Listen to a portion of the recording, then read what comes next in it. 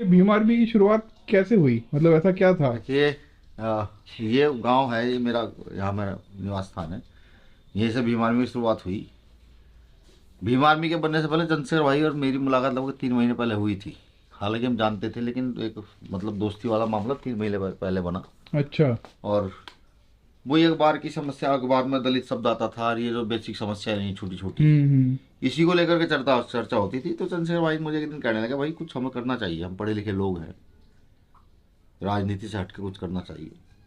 अब क्योंकि मैं, मेरा सामाजिक कार्यों में रुचि रही है, सदगुरु रविदास जयंती ऑर्गेनाइज करना, बाबा साहब अम्बेडकर की जयंती ऑर्गेनाइज करना, और उस समय मैं कुछ बच्चों को कॉम्पिटिशन भी पढ़ाता था, और कुछ साथियों को जो मतलब ज़्यादा कमज़ोर थे।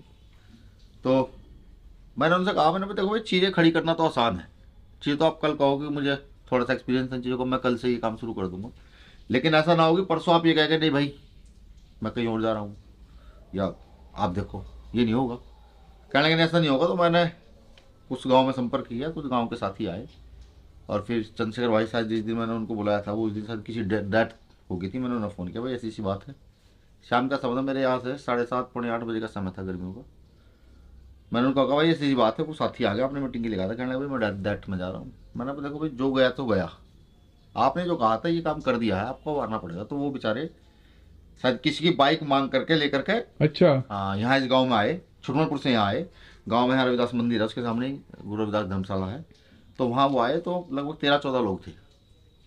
13-14 लोगों से शुरू हुआ हाँ। ये? तो उनको बताया कि भाई कैसे कैसे शोषण हम लोगों का बड़े पैमाने पर है, और कैसे कैसे क्या होना चाहिए, क्योंकि भाई साहब एडवोकेट रहे हैं। तो उन्होंने कुछ कॉन्स्टिट्यूशन के आर्टिकल्स बताए, फिर कानूनी क्या हमारे अधिकार हैं, ये चीज़ उनको बताई। उस दिन से मामला शुरू हो गया, फिर एक गांव से दूसरे, दूसरे तीसरे, तीसरे चौथे। बढ़ते ही चला गया है, और ये आज पूरे देश में है। मैंने सुना है कि नेपाल से कुछ लोग आए थे आपके पास भीम आर्मी का संगठन हाँ, गठन करने के नेपाल लिए। से भी, और नेपाल के साथ साथ और कई देशों के लोग भी जो है ना, वो चाहते हैं कि उनके यहाँ भी ये चीज़ डेवलप हो। लेकिन क्योंकि हमारे ना तो वो बने हुए हैं पासपोर्ट, सरकार बनने नहीं दे रही है। भाई जब तक हम किसी को जान ना ले, तो हम उसको कैसे ऑथराइजेशन अपनी तरफ से कर सकते हैं। अभी जो चुनाव था, तो कुछ साथियों ने मुझे कहा, जी वो अफवाह चल रही है। हमने कहा, भाई अफवाह तो उन्हीं की तो चलती है जो कुछ करते हैं। सब गलत चल रही है। तो मैंने कहा, अफवाह तो अफवाह होती है, वो अच्छी हो गलत हो। सही है। ठीक, चुनाव के बाद सिस्टम को बदनाम करना, ये लोगों को काम रहता है। जो कर रहे, वो अपना काम कर रहे हैं, हमें अपना काम करना है। चलिए ठीक है, बहुत अच्छा लगा आपसे शुक्रिया। मिलकर।